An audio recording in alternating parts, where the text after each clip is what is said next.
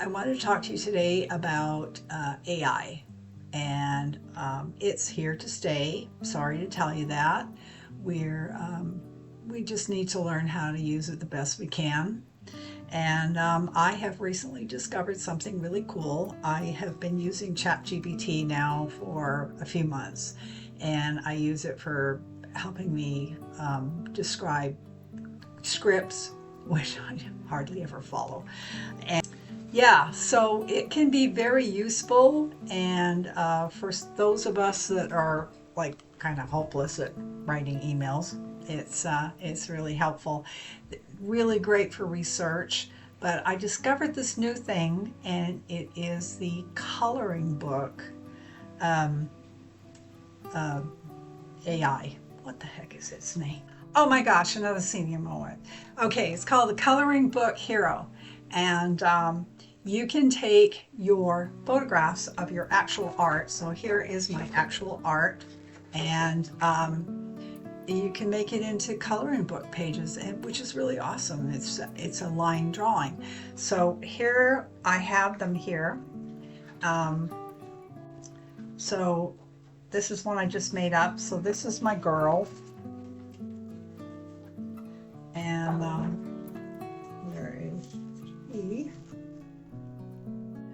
So here's the sheet here of all the ones that I have done. And this one is this girl right there. I know, isn't that cool? So it just makes it into a line drawing, and then you're able to color it.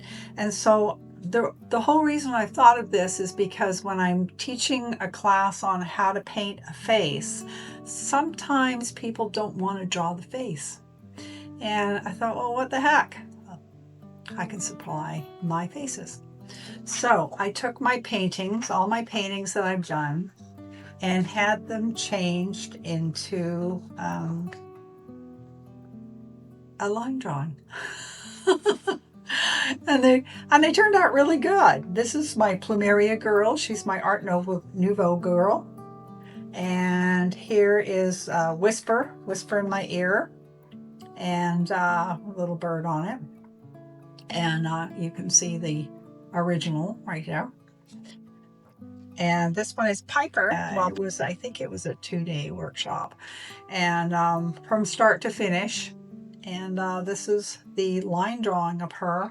And it's really great because it shows the background. You can see the little scrollies. You can't really see it real well in the video. And then here's Believe in Yourself, which is my Stars and Stripes girl. And yeah, I think they do a really good job. So, you know, you can really have a lot of fun with it. And you can use photographs of yourself too. You don't have to just use paintings. Here's Kabuki Girl, and Kabuki Girl was one of the first paintings I did 5 years ago. That's how long I've been doing faces. It's not very long. And yeah, and she's kind of one of my favorites. And then here I put up a photograph of myself. Okay, so this is really funny. I put up a picture of me, and the AI put all my freaking wrinkles in there. So I went, you know what? How about making me look younger? And so it did. Isn't that cool?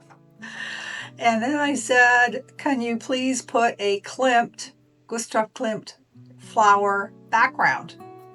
And it did it. Yeah. So this is what we got, and it turned out pretty good, actually. Not bad. And then this one, the AI went a little crazy. I mean, this is really funny.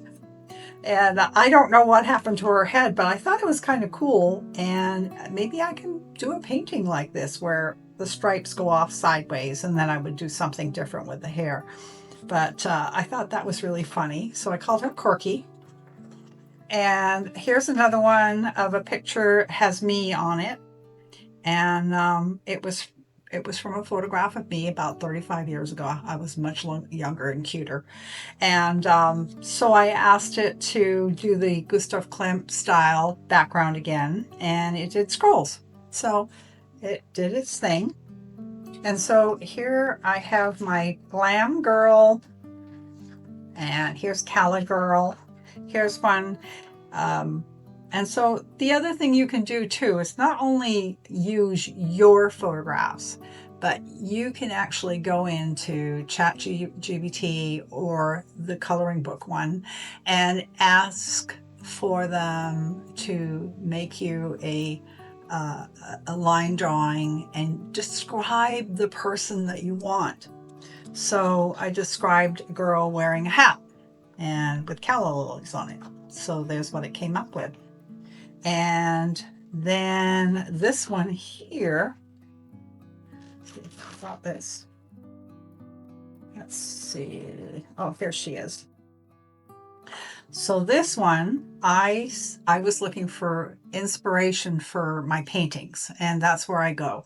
And I got this from an artist that I follow on Patreon, and she's absolutely fabulous.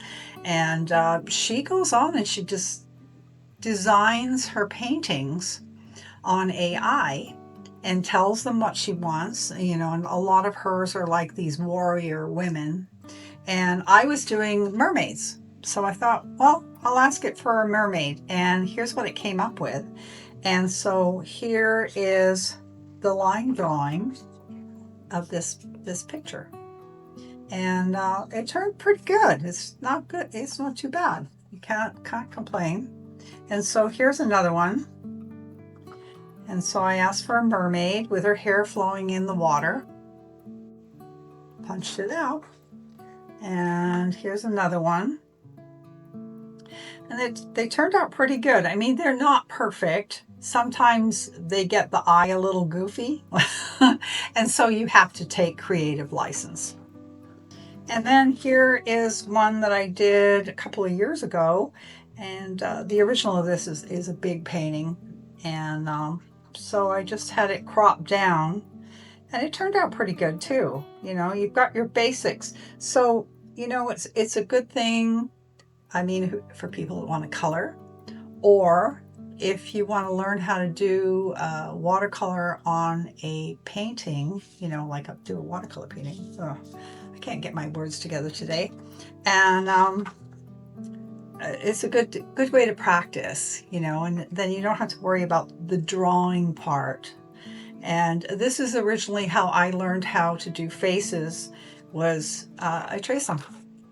So if you've already got the painting, turn it into a line drawing, and then you can reuse it over and over. I reuse all my drawings. So yeah, so AI is really a blast, and don't fight it. It's not going anywhere. It's only going to get bigger. And I gotta admit, I did buck the whole deal. I went, I don't know about this. I don't want to do this. And then I started, figuring out how to use it for me. That's going to work for me. And you know what? AI is not going to take the place of artists. You know, we still are necessary. So, anyways, I hope you've enjoyed this, and go and play with AI. It doesn't bite, and have fun.